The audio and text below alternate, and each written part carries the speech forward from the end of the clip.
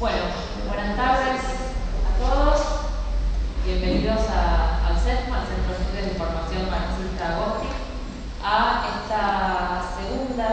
este segundo encuentro que tiene que ver con la historia del Partido Comunista de la Argentina. Estas charlas se están haciendo en el marco de un trabajo que hemos iniciado una serie de investigadores del partido y no del partido, en vistas a intentar la reconstrucción, una ambiciosa obra, la reconstrucción de la historia del partido para sus 100 años, que se van a celebrar en el año 2018. Y bueno, digamos, una historia de 100 años y de una riqueza política, social y cultural tan grande como es la de la historia del Partido Comunista, lleva sin duda, es más, no sabemos si nos va a alcanzar el tiempo para llegar al 2018, pero bueno, en eso estamos. Y nos parecía interesante en este proceso, por lo difícil que es hacer una historia, o intentando hacer una historia lo más colectiva posible, sociabilizar algunos de los ejes, de los temas que vamos trabajando en este grupo de trabajo, para incorporar al mismo tiempo aquellos comentarios, sugerencias que van surgiendo, que surgieron el miércoles anterior en la charla que tenía que ver con los procesos fundacionales del Partido Comunista. El tema que nos convoca hoy es abordar una parte de la historia de la represión, de la represión anticomunista en la Argentina en las décadas del 30 y del 40. Y hemos convocado para ello a Mercedes López Cantera, que es historiadora, profesora de la Universidad de Buenos Aires e integra este grupo de trabajo sobre la historia del partido. Tenemos a Jorge Huertani, periodista, escritor, miembro de la Comisión de Educación del partido y autor de un importante libro sobre el tema que tratamos hoy, que es El enemigo rojo. Nos quedan los últimos ejemplares, si quieren luego pasar por la librería. Y Olivier Rousin, que es abogado, miembro de la Liga Argentina por los Derechos del Hombre, miembro de la Comisión de Derechos Humanos del Partido Comunista Argentino y es además investigador del Centro Cultural de la Cooperación. La idea es, para hoy, hacer un recorrido por estas 2 décadas en lo que tiene que ver con la historia de la persecución al comunismo, y después vamos a hacer, lógicamente, un espacio para intervenciones y preguntas. Aprovecho el micrófono para invitarlos este viernes a las 19 horas a una charla que vamos a tener aquí con Zaida Shmaruk, que es candidata dentro del Partido Comunista dentro del nuevo encuentro para la legislatura. Y bueno, aquí mismo el viernes a las 19 horas los invitamos a participar de la charla con ella. Sin más, dejo entonces la palabra a los participantes. Buenas noches. Bueno, primero agradecer a Selma, a Alexia, por la organización de la charla. Bueno, inicialmente, mi nombre es López Cantera. Puntualmente, la idea acá, pues, para presentar acá en la charla es dar un pantallazo, ¿no?, de lo que es, de lo que fue el anticomunismo en tanto ideología y práctica dentro de la Argentina del año 30 al 43, no lo que comprendería la larga década del 30, ¿no?, porque en general los 30 se nos cortan al 43, no necesariamente del 40, ¿sí? Esta década infame, ¿no?, ya bautizada como fue en su momento. La idea justamente es empezar definiendo un poco este objeto de estudio, ¿no? Esto forma parte, bueno, les comento, ya que estamos en mi tesis de doctorado, hemos ya avanzado hasta ciertos años, algunos de los cuales todavía me quedan baches. Por supuesto, la participación y el aporte de la autoridad nos ayuda a que uno quiera seguir avanzando, ¿sí? Principalmente a la hora de definir el anticomunismo, primero que tengan algunas apreciaciones en términos generales, ¿sí?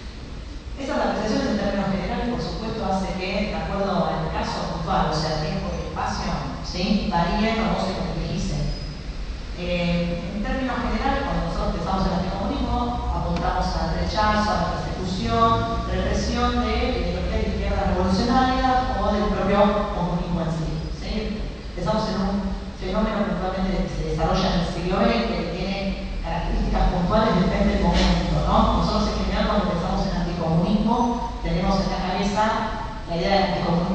sería, ¿no? O sea, los años 50, 60 en adelante.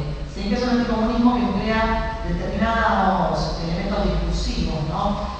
Sin embargo, cuando nosotros vamos para la década del 20, en los años 30, encontramos ya un anticomunismo, ¿sí? Más en su esencia, ¿no? La esencia de la reacción política, ¿sí? Cuando nosotros, por ejemplo, nos acercamos a la Guerra Fría, encontramos también por ahí un discurso puntualmente antisoviético, ¿sí? O un discurso que toma elementos o un bañado, ¿no? Una superficialidad de elementos democráticos, ¿no? Que discuten, ¿sí? La presencia del comunismo en el mundo. Esos elementos se disfrazan o más bien forman una capa superficial de otros más de base, cuya gestación está justamente a partir, digamos, cuando irrumpe, ¿sí? Todo el fenómeno comunista del proceso que se da en Rusia a partir del 17. ¿Sí? En los años 30, justamente estas expresiones anticomunistas se van a concluir con el ascenso del fascismo. ¿Sí? Aunque asimismo los estados capitalistas democráticos van a tener prácticas, ¿sí? Y una postura ofensiva anticomunista también. En términos generales, tanto las prácticas, ¿sí? Comunistas, que yo creo que hablo como prácticas, lo que podemos definir como prácticas, no otro más que más allá de la ideología, ¿sí? O sea, el cinismo, el anticomunismo tiene que ver con medidas de oposición, ¿sí? A posturas de izquierda revolucionaria, ¿sí? La propia persecución, la propia represión, ¿sí? Entonces, cuando uno piensa en estas prácticas, ¿sí? Y en estas también posturas ideológicas anticomunistas, piensa uno en cuatro objetos principalmente, ¿sí? El rechazo a la postura, por ejemplo, del internacionalismo, ¿sí? A la idea, ¿sí? Del internacionalismo, la idea de clase por sobre la identidad nacional, el rechazo también de las izquierdas a otro de los elementos criticados, ¿no? El rechazo de las izquierdas a los aspectos religiosos, ¿sí? La derecha, los sectores nacionalistas en términos generales apuntan contra las izquierdas por el contenido no espiritual, ¿no? Por denominarlas como unas religiones ateas, ¿no? Religiones sin Dios. Y hay otros dos elementos más que forman parte de esta ideología comunista en términos generales, vuelvo a repetirlo, para que vayamos haciendo los pasos, ¿no? de este desarrollo, ¿no? Hay dos elementos más que siempre son los más destacados, ¿no? La crítica a la violencia revolucionaria y, en segundo lugar, justamente la socialización de la propiedad privada, de los medios de producción. Esos son los dos puntos que sobresalen por estas otras características que nombramos anteriormente. Hay un quinto elemento que se ve muy presente, sobre todo a partir de la década de 30, que es la xenofobia, ¿sí? El componente xenófobo, ¿sí? Con una fuerte carga antisemita, ¿no? Dentro de lo que sería la ideología del anticomunismo, los anticomunismos, ¿sí? La xenofobia está muy presente y el antisemitismo es uno de los elementos racistas, ¿sí? Que se destaca, ¿sí? Esto es a nivel general. Si nosotros nos vamos del 30 al 40, puntualmente en la Argentina, encontramos un escenario muy particular que hace a que las prácticas e ideología, ¿no? Que surgen tomen ciertos caracteres, ¿no? Uno de los elementos que quizás mella, ¿no? En este anticomunismo, en la particularidad del anticomunismo, es la situación económica puntual de los 30, acá en la Argentina. Estamos hablando de la recuperación económica, estamos hablando del montaje de la estructura, del montaje de desarrollo, ¿sí? De una estructura industrial, ¿sí? Estamos hablando también de una ampliación del aparato estatal, ¿no? O sea, nosotros vamos ahora comentaremos, ¿no? Como la represión política se va a complejizar, se va a sistematizar, ¿sí? Va a ser más específica, va a ser más minuciosa. Eso tiene que ver también con el carácter del Estado en el periodo, ¿sí? Va a haber una modernización del Estado argentino en esta etapa, ¿sí?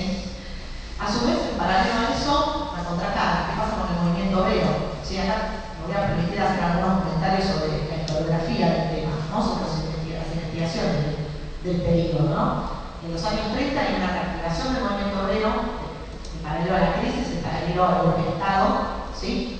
Del movimiento obrero argentino, donde se va a complejizar justamente la estructura sindical. Finalmente, quien va a ocupar un centro, ¿sí? Un protagonismo por su estrategia política, por su estrategia dentro de las organizaciones sindicales va a ser el Partido Comunista, ¿sí? Entonces, esta reactivación del movimiento obrero de las izquierdas de tendencia revolucionaria, el PC, que finalmente para el final de los 30, para los 40, va a ser quizás la institución política, el partido político con mayor presencia en la clase obrera industrial, ¿sí? Este punto que estoy comentando realmente es muy negado en las investigaciones de la etapa, ¿sí? Con un montón de trabajos que tienen que ver con el nacionalismo del periodo, con las prácticas políticas del sector obrero que niegan, ¿sí?, la presencia de un movimiento obrero combativo de izquierdas, ¿sí?, en lo que tiene que ver no solo con los años 30, con los años de entreguerras, ¿sí? Me refiero a los años 20, 30 hasta el final de la Segunda Guerra Mundial, ¿sí? ¿Qué sucede aquí? En estas investigaciones se suele considerar que el movimiento obrero perdió conflictividad, perdió combatividad justamente en este periodo y surge, digamos, como así como una especie de sentido común historiográfico, ¿no? De pensar como una idea general muy difícil, digamos, no probada ni fundamentada, que este anticomunismo que se manifiesta en sectores de derecha es un anticomunismo psicocomunismo, ¿sí? Que esta imagen se queda mucho con la idea de la amenaza hipertrofiada, ¿sí? Con la idea de una exageración al miedo de la izquierda, que según estas investigaciones es inexistente en ese periodo en la Argentina, y que en realidad existió una izquierda en ese periodo, una reactivación de la conflictividad de estrategias nuevas sindicales, ¿sí? Y existieron también dentro de, más allá de las amenazas exageradas o ciertos delirios, ¿no? Por ejemplo, si pensamos en los clásicos comunistas, ¿no? Sí, esos delirios que apuntan a describir al comunismo desde esta postura reaccionaria, existieron esos delirios, pero en paralelo también existió una contraofensiva, una reacción política concreta, real, que vio ese digamos, enemigo político, lo leyó y lo quiso combatir, ¿no? Con justamente toda una estructura a su favor, ¿no? El anticomunismo en la Argentina en los 30 va a contar con el favor del Estado, ¿sí? Con el favor de las patronales, ¿sí? O sea, no es que viene solo ese anticomunismo, ¿sí? Y ese anticomunismo en los 30 además se encuentra, por ejemplo, esta compresión del enemigo rojo, que diría el compañero Bertal, ¿sí? ¿Qué es esto de la compresión del enemigo rojo? En los años 20 está el cuco comunista dando vueltas por ahí, pero todavía no tiene un carácter preciso, una definición concreta. Ya en los 30 tenemos un partido en ascenso, ya tenemos una combatividad obrera específica, ¿sí? Ya tenemos estrategias de inserción en los organismos sindicales, ¿sí? Ya tenemos alianzas políticas, ¿no? El caso del Frente Popular, eso es uno de los elementos de las estrategias que más alarma va a tener dentro de los grupos anticomunistas, ¿sí? Y está la Unión Soviética, ¿sí? Que no es una revolución que fracasó, es un Estado con fuerza económica que va a sobrevivir a la crisis del 30, ¿sí? Entonces, frente a los actores anticomunistas hay un enemigo concreto que tiene características. Entonces, más allá de las exageraciones, de los argumentos infundados de muchas líneas anticomunistas, existe un peligro real que muchos no van a querer. Y lo van a querer, ¿sí?, atajar, ¿no? Por poder neutralizar, ¿sí? Cuando nosotros tomamos la etapa 30-43, hay distintos momentos en los cuales podemos encontrar la participación mayor o menor de actores anticomunistas, en los cuales también podemos ver un desarrollo de esta ideología y práctica que es el anticomunismo, ¿sí? El primer momento es la dictadura bolivariana, ¿sí? Uriburu, por el Estado de septiembre del 30, hasta el final de su ciclo. Durante ese periodo está esta represión, ¿sí?, que va a enfrentarse contra serie de estrategias de clandestinidad obrera, ¿sí? Por ejemplo, la que va a desplegar el PC en ese periodo, ¿sí? Una represión que tiene dos objetos, ¿sí?, a perseguir. Por un lado, el radicalismo irigoyenista y por otro lado, totalmente el famoso comunismo. Pero el objeto del comunismo todavía no está tan definido. Es una represión que ataca a todos por igual, no hay una persecución definida, ¿sí? Acá el peso principalmente se lo llevan los grupos nacionalistas, ¿sí? Acá tenemos la configuración de un anticomunismo por parte de los grupos nacionalistas y nacionalistas católicos, ¿sí?, que ya tienen con una trayectoria dentro de lo que sería el pensamiento de derechas en la Argentina desde principios del siglo, desde 1900, a partir del 20 ya empiezan a tener un carácter más agresivo, ¿sí? La conformación de ligas, de legiones, de grupos que funcionan como de choque en la protesta social, ¿sí?, como rompehuelgas, ¿sí?, que van a empezar a practicar el ataque contra comités de militancia política de izquierdas, ¿sí?, y van a estar era el gobierno de Uriburu, ¿sí? Este sector principalmente tendría el aspecto, participaría, ¿no?, del anticomunismo a nivel represivo y también a nivel ideológico, ¿sí? Los nacionalistas son los que quizás buscan más, ¿sí?, estos componentes, ¿no?, críticos para ellos de las izquierdas. Y van a empezar a buscar una respuesta, ya adentrado en los años 30, ¿sí?, para poder neutralizar a este enemigo. En este caso, lo que van a buscar es una alternativa a la izquierda. ¿Sí? Una alternativa a la izquierda teniendo en cuenta el conflicto obrero. Esto el Estado lo va a empezar a contemplar de la segunda mitad de la década de 30 en adelante, ¿sí? La segunda etapa que podemos marcar, nos estamos, por ejemplo, con la llegada del gobierno de Justo, ¿sí? Del gobierno de Justo, perdón. Esta normalidad constitucional, ¿no?, vuelve una especie de democracia que sabemos todos que Justo no desarrolló una democracia en los términos reales, sino en la superficie, ¿sí? Va a tener una fuerte carga represiva, pero justamente acá es donde tenemos el elemento del aparato estatal, de la complejidad del aparato estatal, ¿sí? El aparato administrativo va a buscar una reconstrucción de la economía después de la guerra, ¿sí? Y va a buscar justamente una clase obrera disciplinada, ¿sí? Una clase obrera que en este momento está reactivando, está volviendo a la lucha, ¿sí? Y donde las izquierdas revolucionarias con el comunismo, ¿sí?, presente, con el Partido Comunista presente, están empezando a activar, ¿sí? Tenemos un ciclo en el año 32 al 34 de huelgas muy importantes, el algodón, ¿sí?, las huelgas del vestido, de la madera, huelgas en las cuales está al presente, ¿sí? Y tenemos el despliegue paralelo a ello de la represión, ¿sí? La represión que ya va a buscar una sistematización, que va a buscar apuntar al militante político en sí.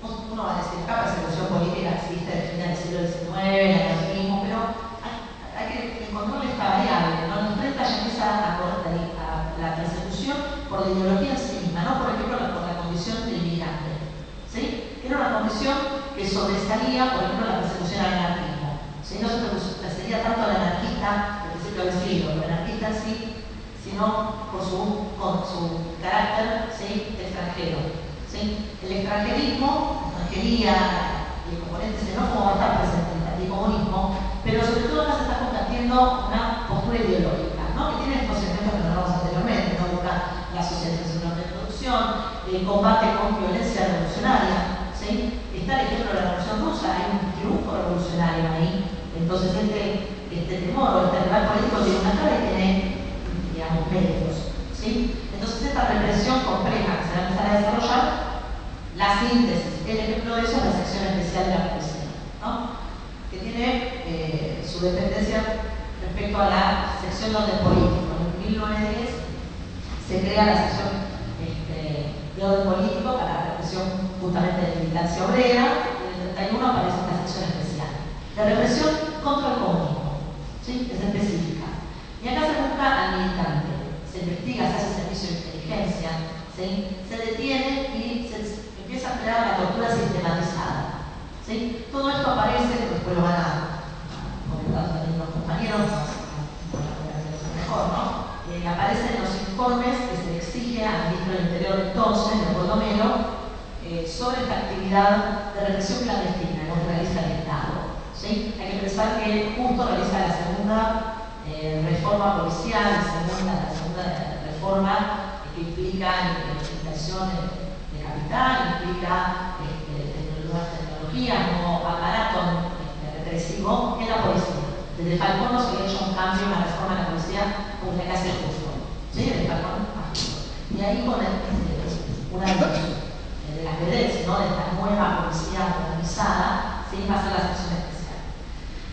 Esto va a ser investigado por el Socorro Rojo Internacional, ¿sí?, el organismo destinado a la lucha contra la detención por cuestiones políticas, ¿sí?, la lucha por la liberación de los presos políticos, ¿sí? Se va a dar un informe del mismo en el año 34, en paralelo al Congreso Político Internacional, o sea, en un momento en el cual la Argentina parecería conservadorizarse, ¿sí?, por completo a nivel estatal, a nivel de los sectores dominantes, ¿no? Como por ejemplo la Corte Presidencial del Centro Católico también. En paralelo a esta situación, ¿sí?, también se crea un organismo civil, la Comisión Popular Argentina contra el Comunismo. Acá están nacionalistas y sectores conservadores, ¿sí? Los sectores conservadores son quizás el grupo anticomunista de clase, ¿sí?, con una base de clasista fuerte, porque es la patronal, ¿sí? Son los empresarios, son los propietarios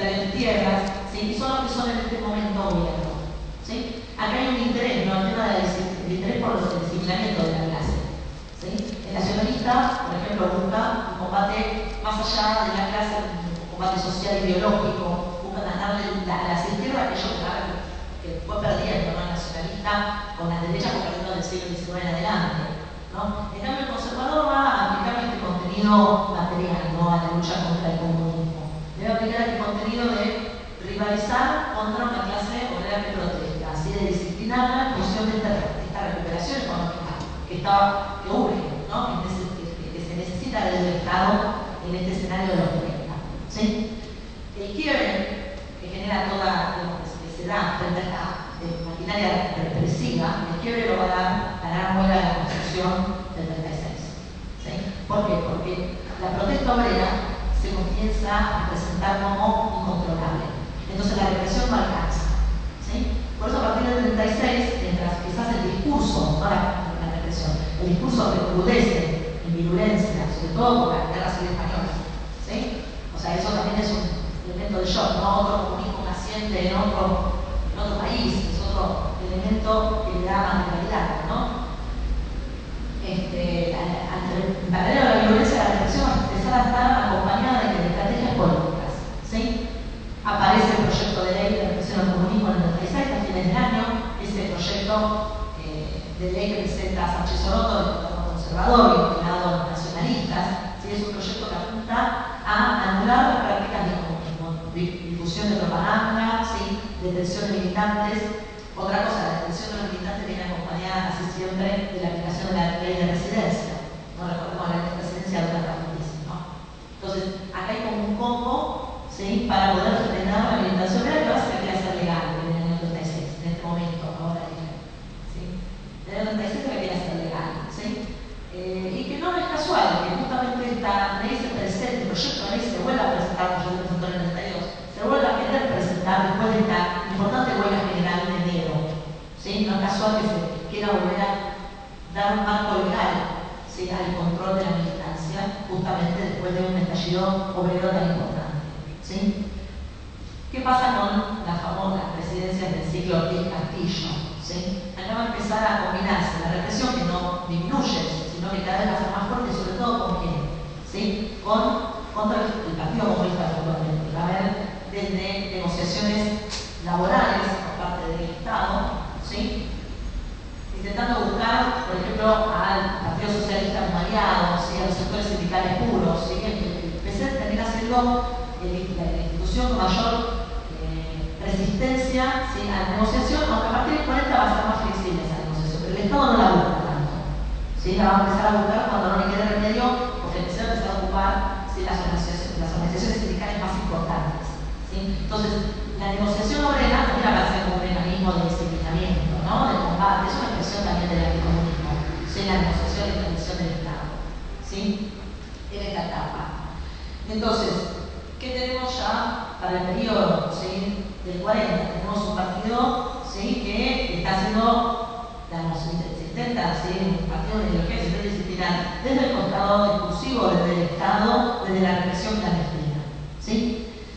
Esto implica también entender justamente la actividad del movimiento obrero del periodo. ¿Sí? Crear las investigaciones sobre el 30-33 niegan esta vida, ¿sí? Militante obrera, sindical, ¿sí? No tienen en cuenta las estrategias del sindicalismo, ¿sí? El Partido Comunista también presenta, o sea, el Frente Popular, ¿no? O sea, la estrategia del Frente Popular presenta una alternativa impensada por los sectores de su momento de derecha, ¿no? De su momento reaccionarios, o sea, nadie pensaba que un discurso revolucionario va a apuntar también a participar del Estado, ¿sí? A realizar alianzas políticas. ¿Sí? Ahí es cuando se recrudece también esta alerta, ¿sí? O sea, la presencia del Frente Popular quizás cuando es el momento menos, no sé si revolucionario, sino porque no tiene un discurso revolucionarista, ¿no? O sea, va hacia la revolución aunque la práctica no lo sea, los medios no lo sean, ¿sí? Esa estrategia, ¿sí? Quizás no tan de confrontación, ¿no? Contra los sectores de disciplinamiento, ¿sí? Va a generar más alerta, ¿sí? Ahí es cuando se va a empezar a buscar, ¿sí? Desde otro lado neutralizar este objeto, ¿sí? Finalmente, para ir cerrando, continuar con la charla, ¿no? Si tenemos que pensar en este anticomunismo en los 30 hasta el principio de el anticomunismo es una estrategia política de la reacción. ¿Sí? No es un discurso alocado, prejuicioso, que no, si no iría para ningún lado. El anticomunismo logra tener efecto. La represión es real, hay muertos, hay detenidos, ¿sí? Hay cambios de estrategias políticas. ¿Sí? Entonces hay que empezar a ver los actores, tanto actores políticos, y tanto actores que buscan una estrategia, buscan ganar, ¿sí? Ganar a un rival, en este caso a la clase obrera de la izquierda revolucionaria, en este periodo.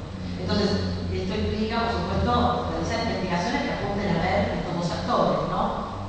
El sector de las izquierdas, ¿sí? El sector que va a ser el combativo, ¿sí? El combatido, ¿no? Y también el sector de la razón, o sea, poder cruzar estos dos actores, ver esta relación entre los dos, ¿sí? ¿Qué podemos pensar en este periodo? ¿Qué marcan los 40? Marca la criminalización del militante. El militante político empieza a ser criminalizado por su contenido ideológico, por su estrategia política, no por ser extranjero, como antes pasaba más con el reino. ¿Sí? ¿Qué podemos ver acá? Intentos que forman parte también de procesos internacionales, ¿no? Apareció el surgimiento del Estado intervencionista, el Estado bienestar, es donde salvó su aumento donde está Argentina. ¿Sí? Estos intentos del Estado capitalista de hacerle correr el pecho, ¿sí? A el avance obrero, ¿sí? La acción revolucionaria. Entonces acá está el tema del disciplinamiento, ¿sí? Y cómo este disciplinamiento busca alternativas, no solo la represión, ¿sí? Sino también la lucha política. Ahí podemos ver el nacionalismo despliega un montón de organizaciones de sindicatos católicos, por ejemplo, ¿sí? Para contraponerse al sindicalismo de izquierda o al sindicalismo a secas, ¿sí? Son formas de ganarle el terreno dentro del escenario obrero, ¿sí?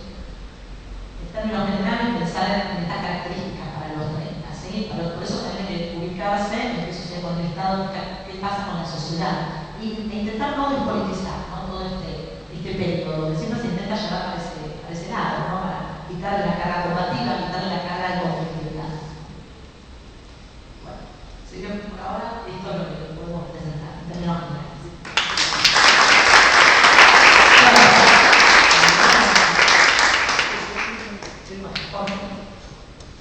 Bueno, también quiero felicitar a la compañera por el trabajo que ha hecho y creo que también el compañero va a hacer un buen trabajo. Quiero decir que los jóvenes se preocupan justamente para terminar la historia, para que los niños no tengan que ser abuelos, no sé, pero no importa. Recién me decían que estaba muy chistoso. Y como la compañera hablaba del tema internacionalismo, yo estoy chistoso y estoy de alguna forma alegre porque, según mi entender, la República Popular Democrática de Corea le está parando la mano al imperialismo yanqui que hasta ahora pensaba chantajear al mundo con las armas nucleares y creían que meterse ahí no era joda, y meterse ahí no es joda. Yo los conozco, los compañeros coreanos han sido muy solidarios con nosotros, no solamente con nosotros los argentinos, sino con los compañeros nicaragüenses de la Revolución Popular Sandinista, con los compañeros salvadoreños, nos han entrenado,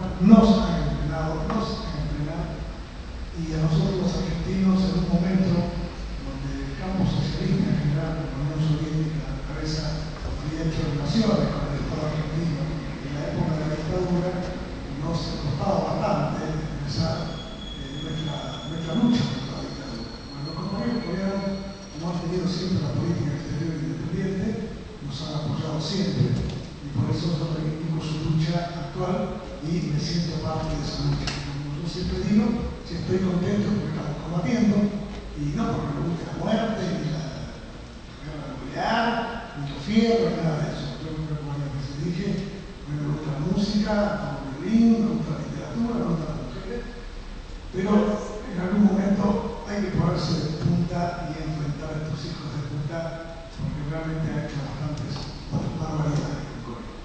Bueno, pasando al tema que nos interesa, digamos, que la compañera describió muy bien en términos generales, yo quería hacer hincapié en que la sección especial de protección al terrorismo en la Argentina se da después del conflicto con la empresa de William Dorn.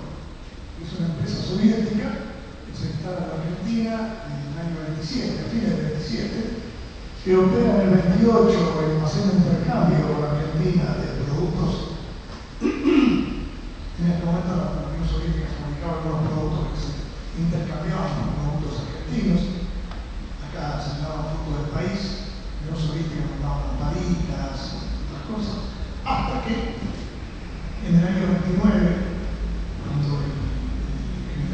Mosconi quiere nacionalizar el petróleo en Argentina, conjuntamente con el general Batrich y el Gonzalo Quintana, que era miembro de la Liga de Defensa del Petróleo Internacional.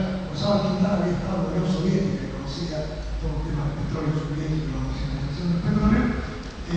Mosconi, que viaja a Estados Unidos a buscar material, que en Estados Unidos prácticamente lo echan a patadas, inclusive hay un cuestionamiento por parte del embajador norteamericano por lo que va a plantear Mosconi ahí. En esos momentos se estaba dando en Nicaragua la lucha sandinista, antiimperialista, porque ustedes saben que Sandino había trabajado en una empresa petrolera norteamericana, era la Huasteca Petroleum Company, y en ese marco Mosconi decide hacer un pacto, un acuerdo con la Lluvia Antor, mediante el cual la empresa Lluvia Antor le iba a vender a la Argentina nafta a 11 centavos el litro, cuando con la Carly del año anterior, que había hecho en Escocia, los tres pulpos petroleros del mundo, que eran la Royal Dutch, el Standard Oil y la Anglo-Pension, se habían puesto de acuerdo para venderle a todo el mundo nafta a 32 centavos el litro. O sea que la Unión Soviética le iba a vender a la Argentina nafta a 11 centavos el litro,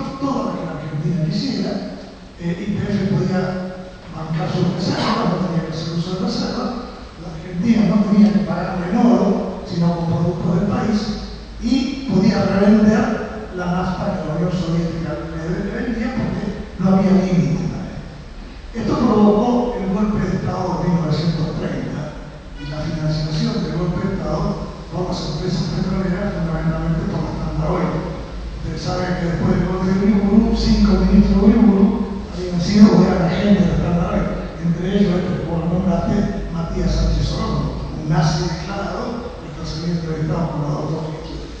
En ese momento se ve la vinculación que hay entre los nazis y los norteamericanos en función de los intereses comunes que los unen, que son los intereses del capitalismo internacional. A partir de la llegada de la Lluvia Antor se da el golpe de Uriburu, se expulsa a la Lluvia Antor del país en el año 31 y en julio de 1932, de acuerdo a como yo lo tengo graficado, se crea la sección especial de represión al comunismo, que no es la sección orden político. Yo por eso quería defender un poco lo que decía la compañera, porque la sección orden político la crea Leopoldo Lugones Fijo después del golpe para reprimir a comunistas, anarquistas, radicales, inclusive la denuncia después de Alfredo Palacios en el Congreso, después, sobre todo esto. La sección especial de represión al comunismo se dedica a reprimir al Partido Comunista y a lo que ellos llaman las colaterales del Partido Comunista. Y tiene que ver con la expulsión de la Lluvia Antor y la acusación de la Lluvia Antor en un consulado soviético que quería exportar la revolución, siempre, digamos, a la Argentina. Ahí empieza la represión del Partido Comunista, específicamente, científicamente hablando. La sección especial tiene el asesoramiento de la Liga Monárquica Rusa a través de un general llamado Ladislao Rosón, que había sido la Liga Monárquica Rusa, de Ojarana. Tiene el asesoramiento de la obra italiana, la Policía Política Mussolini, y fundamentalmente el asesoramiento del FBI. En aquel momento todavía no existía la CIA, porque la CIA se creó en el año 1947 y el FBI estaba reprimiendo la actividad comunista ya en Estados Unidos a partir del 20, cuando se dictó la ley anticomunista que prohibía a los anarquistas y a los comunistas ser políticos. O sea, todo lo que pasó acá fue una réplica de eso, y también la Gestapo alemana, obviamente, que surgió más tarde, pero que a partir del 33, cuando Hitler se hace canciller, empieza a operar y a dictar métodos científicos de represión al comunismo. Bueno, en esa época ya la compañera habló suficiente, eso lo voy a extender. Lo que sí quería decir es una cosa que tiene que ver con la historia, que la historia, si bien, como decía Hegel, no se repite, porque había una polémica entre Marx y Hegel decía la historia siempre se repite, y Marx decía la historia aparece primero como tragedia y después como comedia, ¿no es cierto? Pero aquí hay algunas cosas que hay que tener en cuenta, porque, por ejemplo, la revista Clarinada, que era una revista antijudía y anticomunista, que se crea en 1937, en el marco de la Guerra Civil Española, como decía la compañera. El director de Clarinada, Carlos Sáenz Silveira, crea esta comisión, que no la compañía, la Comisión Popular de Represión al Comunismo, CEPAC, en el año 32. que es cuando Sánchez Solórzano, como bien dijo ella, manda por primera vez al Senado la ley anticomunista que no es aprobada. Nunca fue aprobada esa ley, tampoco en el 36, la aprueba el Senado por no diputados. O sea, la sección especial aparece conjuntamente con este personaje, la revista Clarinada, un libro que escribe este personaje, un buchón internacional, realmente está informado, decía que era profesor, provocador profesional, confidente profesional, está informado por todas las policías políticas de las cuales yo les hablé, y que tiene datos relevantes sobre cómo se entrega la gente de la Unión Soviética. Bueno, es un asco, pero es indispensable leerlo para entender cuál es el pensamiento y el origen de todo esto. Este personaje que escribe ese libro en el año 37 fue Clarinada. Y Clarinada es una revista anticomunista y antijudía, y justamente aparecen en Clarinada algunos personajes como el duende rojo, Juan Diadento y demás, que lo que trata de hacer es fraccionar o dividir el Partido Comunista, crear intrigas al interior del partido a través de algunos informes o confidencias que logra obtener la sección especial con sus agentes infiltrados dentro del partido. Por ejemplo, se lo vio Juan Pedro y Josecito en la casa de edad para debatir tal cosa. Esta revista se hace justamente para eso, para provocar un debate del Partido Comunista. No lo logra, pero lo interesante de estos antecedentes es que en junio de 1941, después que se produce la invasión de los nazis a la Unión Soviética, este personaje, Carlos M. Silveira, conjuntamente con otros, funda una agrupación que se llama Alianza Anticomunista Argentina. Conocemos lo que pasó después, que se hizo en la década de 70, ¿no es cierto? En el 74, que fue lo que se creó. Bueno, esto es hijo de lo que creó Silveira, que fue un panegírico del primer Perón, porque fue un panegírico de él. Ustedes leen la revista van a ver que Silveira en algún momento dice que hay que unificar a todos los nacionalistas, y después del golpe militar en 1943 dice que hay un hombre que va a unificar a todos los nacionalistas, que es el general coronel Juan Domingo Perón. Independientemente de lo que pasó después, obviamente la política de Perón trajo aparejada una situación genérica que terminó derrocándolo. En aquel momento no auspicia Clarinada, pero para el libro ahí, inclusive Perón le dedica una línea a Clarinada, y sigue insistiendo esta revista en el avatar anticomunista y buchonea a Diego y María Santísimo. Es interesante conocerlo, obviamente uno le daría el estómago para viéndola, ¿no? Pero es interesante conocerlo para saber cómo actúa el enemigo. En el año 38, cuando todavía Clarinada existía, porque Clarinada deja de salir en febrero de 1945, en el año 38, el comisario Miguel de Carlos, que era el jefe de investigaciones de la policía de la capital, no existía la policía federal en aquel momento, la policía de la capital era lo que dependía de la policía federal, era la sección especial, que a su vez la sección especial era una sección parapolicial, porque no había ley de represión al comunismo, no se había aprobado la ley de represión al comunismo. Entonces actuaban como nosotros decimos por izquierda, mejor dicho por derecha, por izquierda, en el sentido que era legal. Entonces hay una serie de elementos. Por ejemplo, yo estuve cuando hice el libro estuve estudiando en el Archivo General de la Nación, en la compañía, y aparecen documentos de la sección especial operando en Córdoba, en 1934, y metiendo en cara a varios compañeros que estaban en la industria mecánica del Estado de Córdoba. Obviamente no sabían, porque habían también algunos que habían leído a Marx, sabían que justamente las grandes concentraciones proletarias es donde se daba el paso de la cantidad a la calidad. Porque los obreros más calificados podían acceder al marxismo y formar el Partido Revolucionario. Entonces operaban en esos sectores. Entonces en Córdoba ellos operan en el momento que matan al diputado Guevara, el diputado del Partido Socialista. El diputado Guevara había denunciado estos tres personajes que habían ido ahí.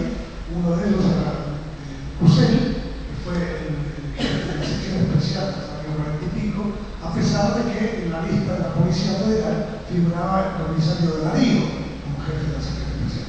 Ustedes buscan algún libro de algún comisario de esa época, va a aparecer el comisario de Darío. Cusel no va a aparecer nunca, pero Cusel era el que dirigía la sección especial, el que firmaba las partes, y el que va a Córdoba con Cruces y con Lombilla, en aquella época. También en aquella época, no viene de la época del peronismo, viene de aquella época, van a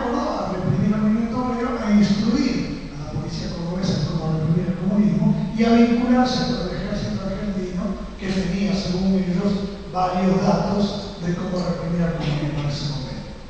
Entonces, en el año 38, Miguel Biancarlo, que es el jefe de esta sección especial, le escribe una carta a Hoover, el director del FBI, planteándole si era posible en Argentina conformar la Policía Federal como el FBI en función de reprimir a la delincuencia de origen ideológico. En realidad, la Policía Federal se crea para esto, para reprimir el comunismo y los subversivos de aquella época. Y Miguel Biancarlo también, a la parte que es el mentor de la creación de la Policía Federal, también hace un acuerdo, una especie de Plan Cóndor, como conocimos el Plan Cóndor en el año 75, pero hubo varios antecedentes, así como el antecedente de la Alianza Anticomunista Argentina, yo les dije, en el 41, también hay antecedentes sobre el Plan Cóndor. Y uno de ellos, el primero, es el de que Biancarlo con la policía de Río de Janeiro, de San Pablo, de Montevideo, de Bolivia y de Uruguay. Uno de los que participa en este cónclave internacional negro, digamos, como le llamamos nosotros, es el comisario Moralima, si no me equivoco, que fue el que reprimió a la compañía de Prestes, no me acuerdo cómo se llamaba la compañera, pero hay una película sobre esta compañera donde aparece Moralima interpretando. Entonces, esta internacional negra, digamos, se conforma, que el marco que se conforma a través de las policías de los países del Cono Sur, se conforma pues más tarde la Policía Federal en 1943. ¿Quién es el jefe de la Policía Federal? El primer jefe de la Policía General. El general, el coronel en aquel momento, Epifanio, no recuerdo, la jefa de Venezuela, Velasco. Este Velasco había sido jefe de la Guardia de Infantería en la época de Irigoyen, consagrado conjuntamente con estos personajes como el coronel Molina, que fue el fundador de la Legión Cívica Argentina, que fue continuador de la Liga Patriótica, que había llegado en la época de Irigoyen. Y este Epifanio Velasco, Filomeno Velasco, mejor dicho, Filomeno Velasco, es el que crea la Policía Federal y es el nexo entre la vieja Guardia Fascista y la nueva Guardia Fascista. ¿Por qué? Porque cuando está la Policía Federal, ¿a quién recomienda para que ingrese la Policía Federal en ese momento? A un cabo primero que después tuvo mucha importancia en la Argentina, que fue José López.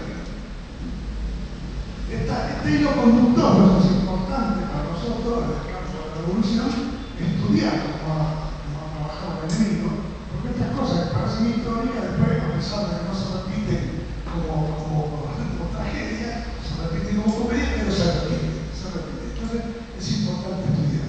Esa fue la primera internacional negra.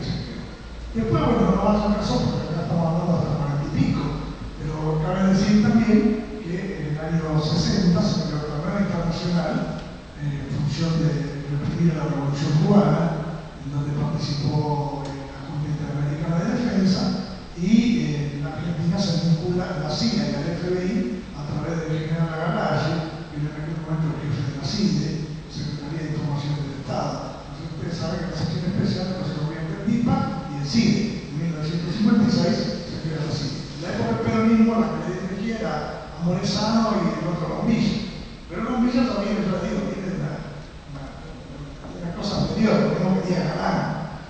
Ahí Sánchez Orondo, en su alocución en la Cámara de Senadores del 36, habla de un personaje, Salich, que era estudiante secundario, que se había infiltrado dentro del movimiento de estudiantes secundarios y que era uno de los más radicales que había. Y justamente muestra cómo, en el Senado dice, ¿no? Cómo el Salich se infiltró ahí, pudo detectar a Juan, Pedro y cosas así.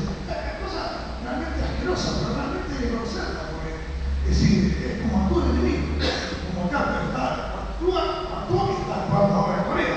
Él ve los diarios y los responsables de lo que pasa son los coreanos. Como si los coreanos están bloqueando las costas de los Estados Unidos, al revés. Son ellos los que están bloqueando. Entonces, en ese momento se crea esto, se crea esa segunda internacional negra en el 60, después se crea otro en el 73, con López Vela a la cabeza y el embajador norteamericano Robert Hill. Ustedes saben que cuando viene Perón acá, esa época, con él viene el embajador norteamericano para España, Robert King. Y Robert King habla con López Rega y con otros más, Otto José y inclusive el mismo Perón, se dice, lo que es la AAA, que aparece después del ajusticiamiento de Rucci y la declaración del Partido Justicialista de septiembre de 1973. Cuando se dice que es una organización de inteligencia que persiga a los izquierdistas. Primero que cae la volteada de Mario Maya, después el Pilar Ortega Peña, después una serie de compañeros que dan lugar a que se genere justamente la idea de que hay dos fuerzas policiales, paramilitares enfrentadas, una de izquierda y una de derecha, y por tanto el Estado tiene que poner orden, lo que da lugar al golpe de Estado en 1976. Yo no sé si cabe que diga mucho más. Lo que sí quería terminar diciendo esto de Corea, porque me parece importante por la situación que se vive. La República Popular Democrática de Corea acá se instaló la embajada en 1973, después de la asunción de Canton. La República de Corea del Sur, se instaló en 1962, cuando estaba por caer Frondizi. Instalaron los militares y cuando la República Popular de Corea tuvo 4 años acá nada más, del 73 al 77. En el 76, cuando asume la dictadura, esa vez se encuentran a 2 diplomáticos cubanos, uno de los cuales apareció hace poco dentro de un tanque de cemento, se los encuentra el 9 de agosto de 1976. Y en mayo del 77 se incendia, entre comillas, la embajada de Corea del Norte o de la República Popular de Corea. En ese momento, los compañeros de la República Popular de Corea deciden levantar la embajada, irse del país y los que quedan a cargo de las relaciones con Corea son los coreanos del sur, que estaban ocupados por 28.000 soldados norteamericanos que hoy ascendieron a 37.000. Acá se habla del poderío nuclear de Corea del Norte, pero Corea del Sur tiene poderío nuclear hace muchos años, y en el año 95, en la época de Menem, Argentina le vendió por 6 millones de dólares a Corea del Sur agua pesada. Y eso no lo digo yo.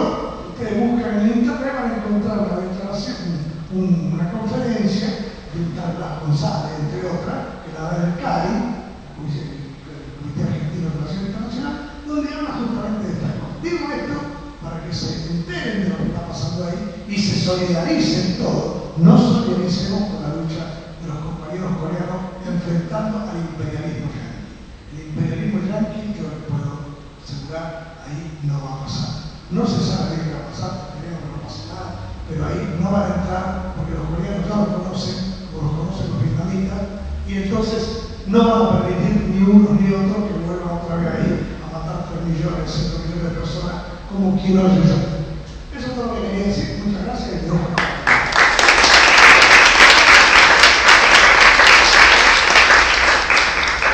Bueno, muy buenas noches a todas y a todos. Muchísimas gracias a los compañeros del CERMA por permitirnos estar aquí presentes. Y como los compañeros han señalado muy bien, el marco del desarrollo del anticomunismo en Argentina, en la perspectiva histórica y ideológica de qué sujetos lo encarnaron, yo repitiendo quizás algún par de cositas que ellos dijeron, pero pensé que lo interesante podía ser tratar de analizar cómo las fuerzas populares, como sobre todo del Partido Comunista Argentino, pero también desde otras fuerzas populares, se generó un movimiento político, social y técnico de solidaridad y de lucha contra el anticomunismo, básicamente. Y definiendo el anticomunismo como esa herramienta que tenía el poder para perseguir a luchadores populares, como bien decía Mercedes en su alocución, digamos, que a principios del siglo XX, digamos, en el primer centenario, tenía que ver con los anarquistas, con los portadores de ideas disolventes o foráneas, y que, digamos, había ese sujeto un tanto a eso, que ya en la década de 30 sí se empieza a analizar como el comunismo internacional como un movimiento específico, y sobre todo el Partido Comunista, como decía el PAMPA.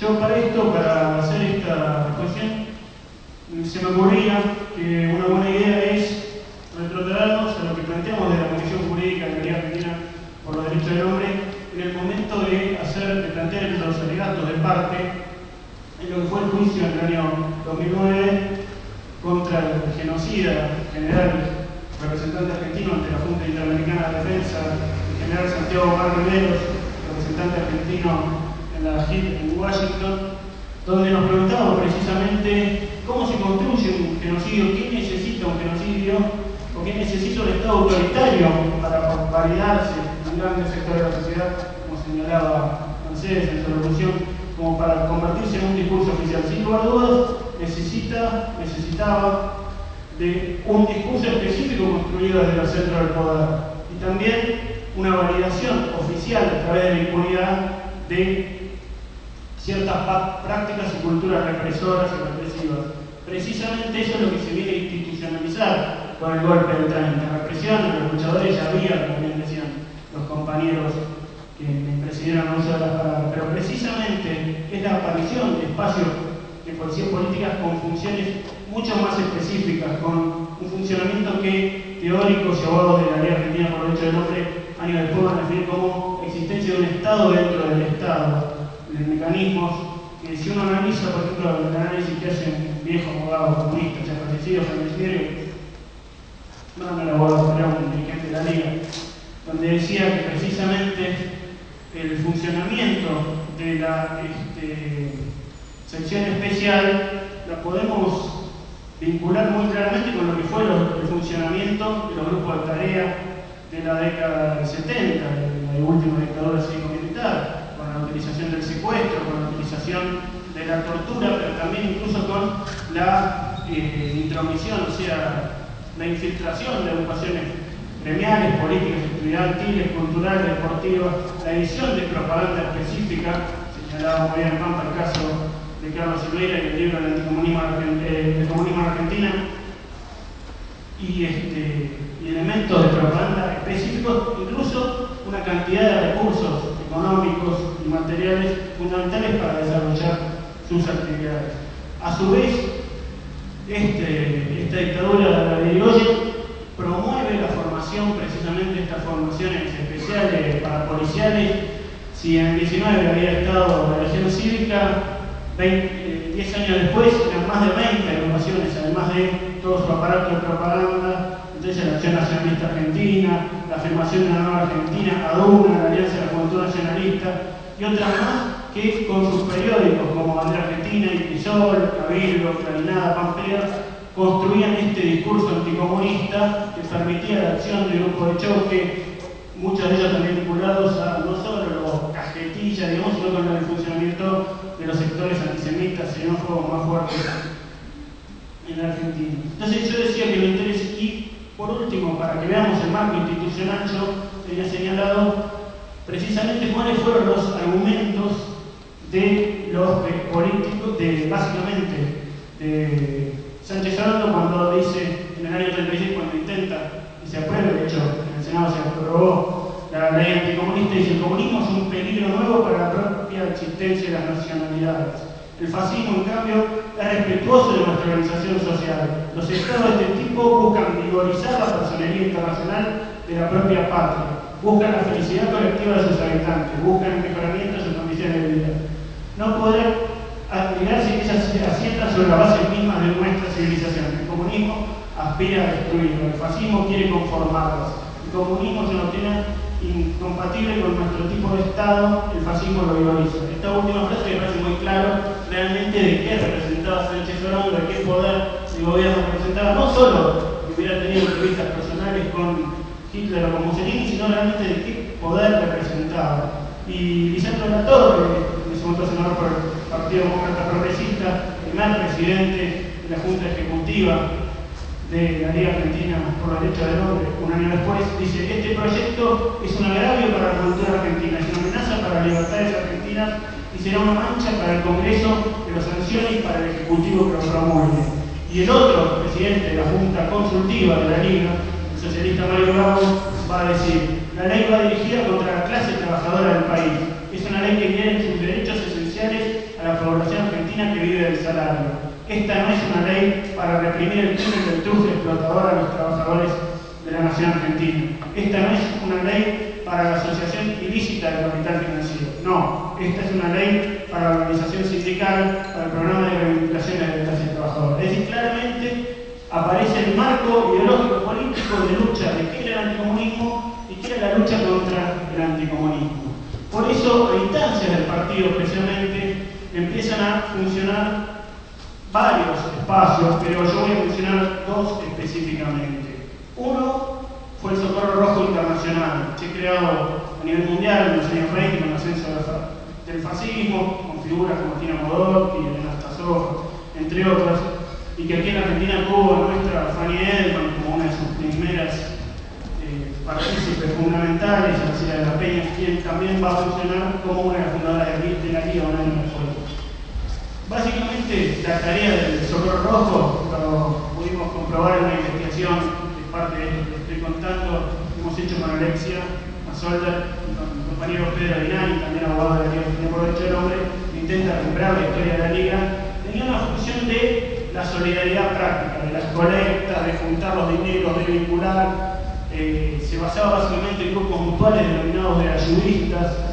Y básicamente, como nos contaba otro de nuestros entrevistados, dirigente comunista, ya fallecido en el entrañable Saúl Cascallar, tenía una función muy fundamental porque, como bien dijeron los compañeros antes, estaba vigente por aquellos días, pensemos primera mitad de la década del 30, la ley de residencia en la Argentina, y había un tema, no solo había que ayudar al hombre acusado, que normalmente eran hombres, varones, no sé si se refiere a hombres, ya entendí esto del tema de género, pero bueno, vamos a darle esa licencia. Se utilizaba la ley de extranjería, la ley de residencia, básicamente contra los trabajadores extranjeros de origen nacional y extranjero, aunque muchas veces también se aplicaba, y esto para los explicados a los ciudadanos naturalizados, a los radicados, a los que tenemos con papeles en regla. El tema de la nacionalidad también se aludía, o sea que el tema de la ley de residencia, como todas las leyes burguesas, admiten cierta flexibilidad de aplicación por parte de nuestros tribunales y por parte de la casta de política. Dicho esto, digo, una de las tareas que le tocaba precisamente al Socorro Rojo, en términos de ayuda y de solidaridad, era hacerse cargo del sueldo de ese trabajador para con la familia, porque realmente la perversidad esto cuenta en varios libros, en varias notas, Osvaldo Valle. Lo que generaba entre los mecanismos transferológicos era precisamente decirle: no te metas en la lucha, no te metas en política, porque la familia se quedaba lisa y llanamente en pelotas, y esto era un elemento. Entonces, precisamente una manera de actuar desde la política, haciendo una red de contención y de solidaridad, desde lo material, pero también de vincular que sí era posible seguir luchando y que era posible la cuestión política. El otro grupo era un grupo, el otro espacio, un espacio mucho más técnico, fue el Comité Pro Presos y Exiliados de América Latina, básicamente integrado por abogados de la cultura comunista, pero también de otras culturas democráticas, progresistas. Y básicamente lo decía un poco el Pampa en su intervención, básicamente digamos que la situación de la persecución de este movimiento comunista, este movimiento de izquierda revolucionario, no era de carácter puramente nacional, sino que se daba en el Brasil de Getúlio Vargas, se daba en otros países de América Latina. Muchos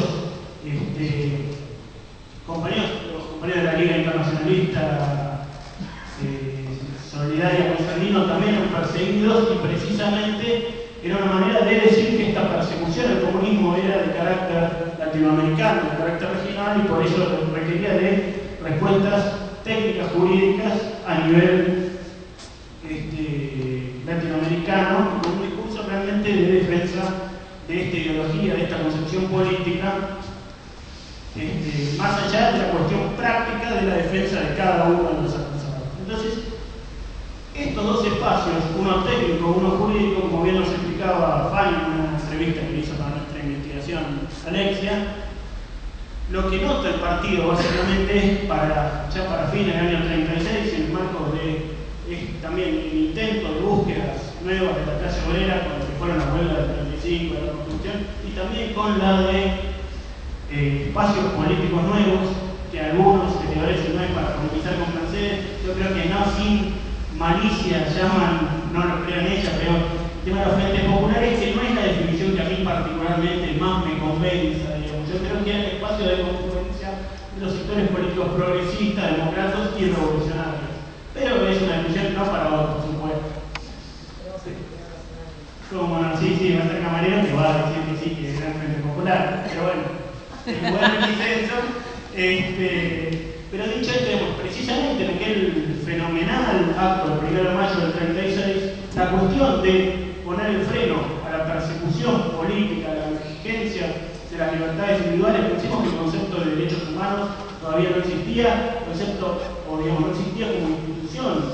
La Declaración Universal de los Derechos Humanos va a aparecer recién en el año 48 con la ONU, ¿no? Entonces, digamos, la idea de libertades públicas, de garantías constitucionales, era la herramienta, pero desde una perspectiva popular.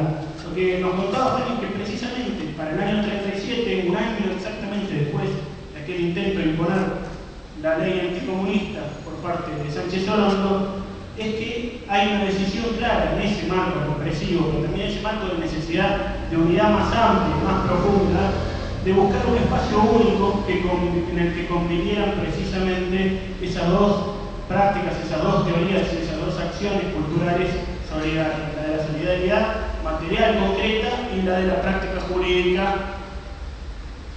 para enfrentar al anticomunismo, para enfrentar a la persecución ideológica social.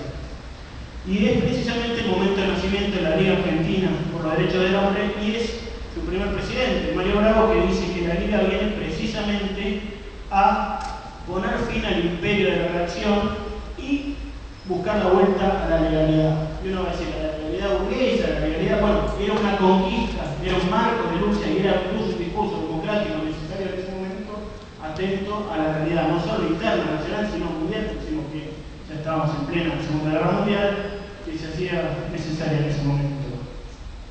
Precisamente a partir de la década del 30, digamos, es decir, las normativas antiobreras y anticomunistas proliferan por todos lados, además de todo el funcionamiento de la represión clandestina a través de la sección especial y otros espacios de policías políticas como la que marcaba el Pampa. ¿Cuál era la tarea de los abogados en ese marco entonces? Básicamente, denunciar la ilegalidad y la inconstitucionalidad de todos y cada uno de los procesos, denunciar la inconstitucionalidad de los mecanismos judiciales y jurídicos vigentes, tanto de facto como en tiempos de una supuesta democracia o de iure, como era el gobierno de la concordancia y del justo.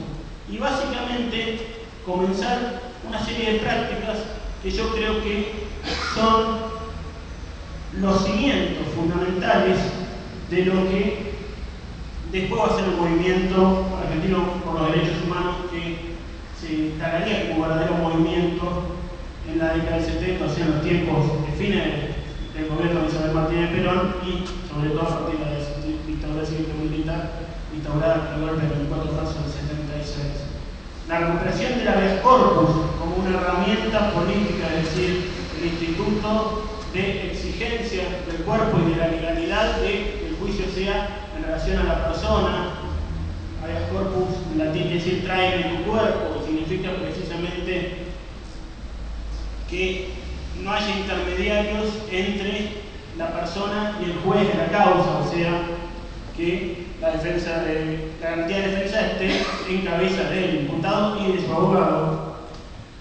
La utilización de mecanismos de movilización en torno a los juicios dentro de las dificultades que estaba la época de poner los juicios en la calle. Esta idea la va a recuperar años más tarde, que se incorporaría a la Liga en 1952 y desde 1954 hasta 1984 fuera uno de sus dirigentes más encumbrados. No era un abogado, pero era un militante todoterreno, un hombre proveniente de la forja radical, pero un hombre del Partido Comunista finalmente, que se llamó Antonio Sofía, donde decía que había que llenar de pueblo los juicios. Y precisamente va a ser en los años 70 esta misma idea de recuperar la calle en torno a los procesos, la idea de que en los 70, en tiempos de otro anticomunismo, el propio de la autodenominada Revolución Argentina, los abogados de la Liga y los juristas de la Liga denominan cada proceso una trinchera de combate. Vemos entonces una continuidad ahí. El otro punto interesante, me parece también, tiene que ver con la utilización de conceptos que hoy siguen vigentes y que los empiezan a utilizar estos abogados, como Samuel Schmerkin, como José Peco, como Gregorio Lagos Alfaro, todos ellos del Partido Comunista. Raúl Fabro, originariamente, igual que Benito Morelletti, también liguista y comunista, teníamos hombre del Partido Socialista Obrero argentino, luego incorporados al Partido Comunista. De la noción de preso político y de preso político como un prisionero de la situación política, de la represión política, o sea, hacer una diferencia entre el delito común, el que todos los abogados liguistas y comunistas tenían como producto de la sociedad capitalista, pero claramente el prisionero político tenía un estatus personal. Valga la mínima digresión, precisamente ese título, prisionero político, fue el que eligió uno de los más encumbrados abogados de la Liga Argentina por los Derechos del Hombre, años más tarde, el doctor Carlos Zamorano, para expresar en un libro lo que hizo a su cautiverio durante 5 años, desde el tiempo de Isabel hasta entrada a la dictadura. Otro de los elementos, precisamente, de estas acciones de los abogados era precisamente la búsqueda del juicio de ruptura, o sea, de acusar el anticomunismo como elemento propio de la política del Estado y básicamente definirlo como el elemento delictivo a la acción estatal. Es decir, invertir el mecanismo jurídico, denunciar su inconstitucionalidad, denunciar la persecución sistemática. A su vez, precisamente había una intención ya más en lo propagandístico de estos equipos de buscar una amplitud muy grande en los colectivos de estos abogados y de plantear que el comunismo precisamente era por la vigencia del Partido Comunista y de la Revolución Rusa y del movimiento comunista internacional, el sector popular, obrero, en lucha al que los sectores del poder intentaban perseguir, digamos, es decir, así como habían sido los extranjeros rebeldes o los portadores de ideas foráneas o disolventes 20 años después, 20 años antes, perdón, ahora tocaba el comunismo, pero que era básicamente la batalla contra los sectores populares, democráticos, progresistas, y básicamente buscar en ese marco una amplitud muy grande en la capacidad de defensa, incluso apostando a ciertas contradicciones en los propios sectores medios, en los propios sectores democráticos no tan perseguidos. Por último, digamos, me parece que es interesante pensar entonces, digamos, en ese marco de confrontación, ¿cuál fue la utilidad? Un poco ya lo dije, pero como para ir cerrando, ¿cuál fue la utilidad de la construcción de este contra-anticomunismo, digamos, es decir? Y para eso no es necesario, o no me parece útil al menos, pensar en la vigencia o la efectividad de sus métodos en términos prácticos de caso por caso, que en algunos se lograron y en otros no, pero básicamente sin construir una doctrina propia de los derechos humanos como de defensa de los sectores populares, democráticos, alternativos, como precisamente una definición del anticomunismo como una ideología de Estado en tiempos de la dictadura de Urú para adelante, y que vamos a ver, como decía el Pampa, también Mercedes, se va a repetir en los sectores del poder cada vez que fue necesario. Ellos mencionaron la AAA y yo también lo tenía anotado, no lo dije después para no repetir Pampa, pero sacándolo de tu libro, el hecho que es notorio que Silveira utilizara no solo la sigla AAA, sino claramente la denominación de Alianza Anticomunista Argentina, para que se repitiera 40 años después. Pero aquí se nombraba, por ejemplo, estos grupos populares, fascistas, anticomunistas, y los compañeros que militaban en la década del 60 pueden recordar a la FAEDA, la Federación Argentina de Entidades Democráticas Anticomunistas, ¿no? Básicamente cámaras empresariales puestas para luchar contra toda forma de organización popular, pero claramente la denominación anticomunista hablaba mucho de ellas. Creo que otro elemento precisamente interesante de esta acción fue esta cosa de buscar un movimiento completo, es decir, que no solo tuviera el elemento de la solidaridad práctica, la asistencia, sino que a su vez fuera una correlación, una dialéctica entre la técnica, entre el elemento técnico y el elemento de la solidaridad material, y como bien decimos con Alex y con Pedro en la investigación nuestra, que buscaba recuperar la cuestión política en términos de trabajar con los amigos, con los familiares, con los compañeros de trabajo. Eso se va a replicar mucho lo que fueron las comisiones de defensa de los presos políticos, precisamente si decíamos que en la década del 30 eran Peco, Schmerkin, Sánchez Viamonte, Alfredo Palacios y otros los que hacían esta primera diferencia entre presos políticos y presos sociales. En la década del 60, en la década del 70, esas comisiones eran verdaderos elementos, verdaderas células políticas que traccionaban fuertemente la organización política y social.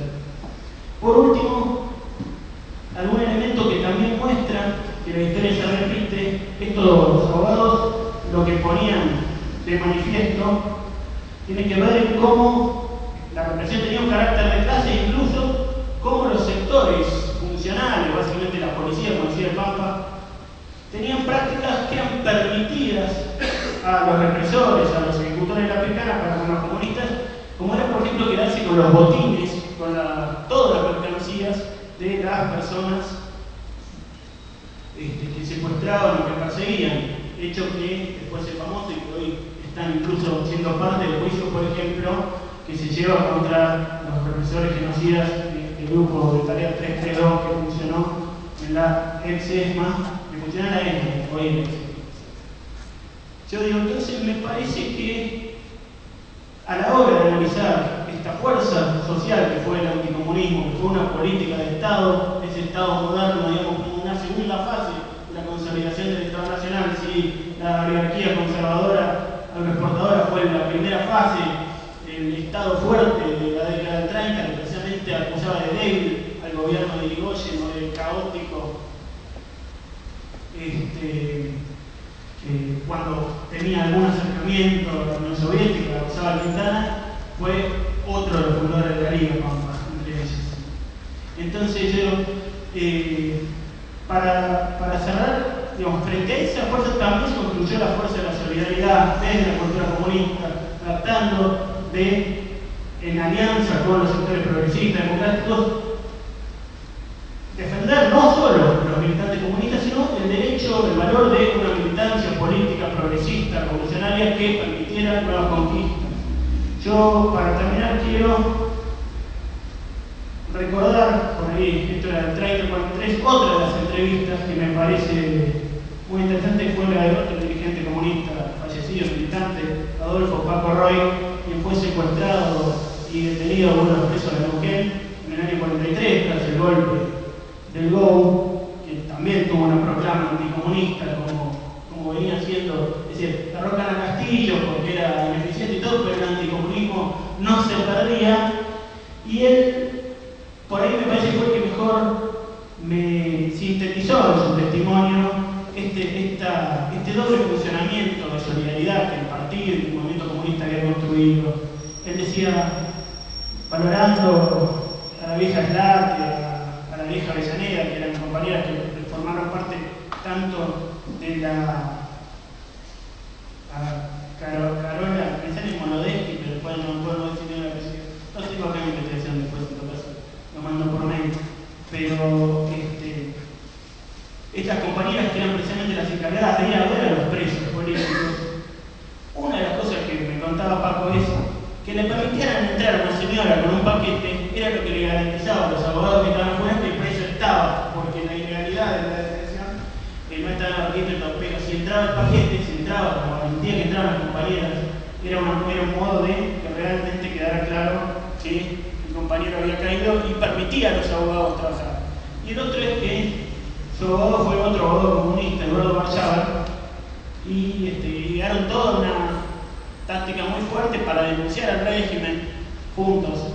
Y Paco le dijo, pero no es peligroso, y Barchávar le dijo, no importa compañero, tenemos que avanzar. Y al día siguiente se encuentra Barchávar en el patio de la prisión, o sea, ese era el nivel de compromiso que tenían los abogados de la Liga, que siguieron teniendo comunistas, algunos, otros no, pero básicamente defensores sí, del comunismo como expresión de una cultura política popular, revolucionaria, y como una expresión de lucha del pueblo, y un compromiso precisamente con la defensa, la lucha de los pueblos por su liberación, para enfrentar a este anticomunismo servil de los Silveira, de los Rotarrega, y de tantos otros mantras y de tantos otros, que hoy es necesario también, porque vemos elementos como la lucha internacional del imperio contra el comunismo, esto contaba contra el terrorismo, que en definitiva es la lucha contra la liberación de los pueblos, o esto que contaba el Pampa en relación a Corea.